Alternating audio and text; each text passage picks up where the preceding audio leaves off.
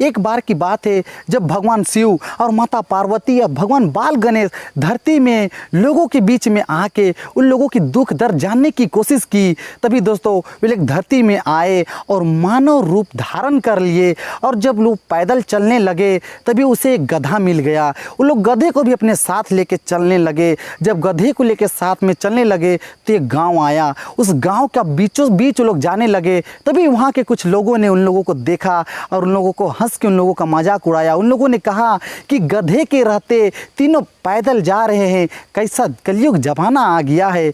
उन लोगों ने उस गांव को पार किया। उसके बाद फिर थोड़ा सा आगे चल गए और भगवान बाल गणेश को ऊपर बैठाया गधे के, और माँ और पिता तीनों पैदल चलने लगे।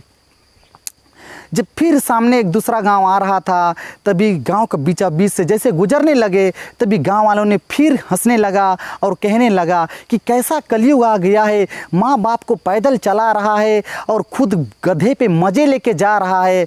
जैसे गांव पार किया फिर उस लोगों ने बाल गणेश को नीचे उतारा और माता पार्वती के ऊपर बैठा दिया गधे पे। बाप बेटे पैदल चलने लगे, माता पार्वती गधे पे जा रही होती है।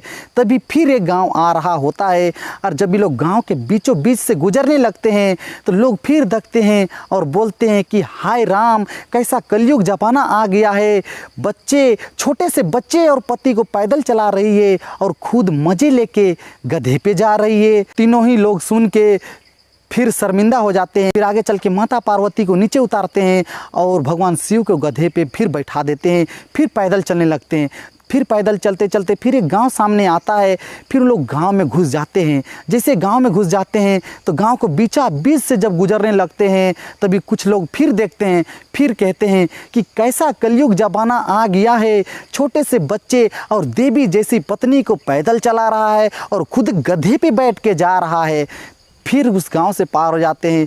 फिर पिताजी जो शिव थे वो नीचे उतर जाते हैं और माता पार्वती और बाल गणेश बोलते हैं कि क्यों ना इस बार गधे को ही उठा लिया जाए। फिर तीनों ने मिल के गधे को इस सर पे उठा के पैदल चल दिए जाते हैं। तभी एक गांव सामने आ रहा होता है। तभी एक गांव सामने आ रहा होता है और जैसे उस गांव के बीचों बीच पे पहुंचते हैं तो फिर लोग हंसने लगते हैं और बोलते हैं कि कैसा कलयुग जमाना आ गया है। गधे के रहते तीनों उसको ढो के और पैदल जा रहे हैं। जब वहाँ उस गांव से निकल जाते हैं तो फिर उन लोग सोचते हैं कि गधे को उठा के जाए। फिर बोले तो लोग गधा को नीचे रख दिया और तीनों लोग गधे में इस बार बैठ गए। फिर सामने एक गांव आ रहा था और जैसे उस गांव का बीचों बीच में ये लोग पहुँचे तो वहाँ फिर बोलने लगे लोग कि कैसा कलयुग जमाना आ गया है।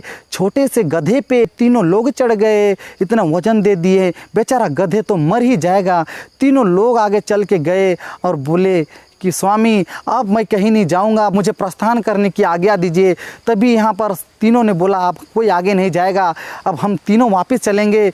इस कहानी से हमें यही सीख मिलती है दोस्तों कि लोग तो बोलेंगे, आप कुछ करो तब भी लोग बोलेंगे, आप मत करो तब भी लोग बोलेंगे। यदि लोग बोलेंगे ही हमारे बारे में और उसे बुलवाना ही हमारे बारे में तो कैसा बुलवाना चाहिए दोस्तों।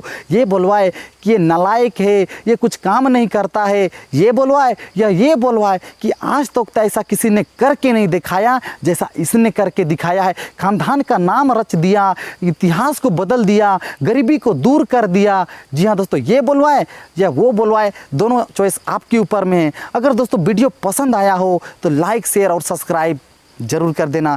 मैं मिलता हूँ आपसे नेक्स्ट वीडियो में, तब तक के लिए जय हिंद, जय भारत।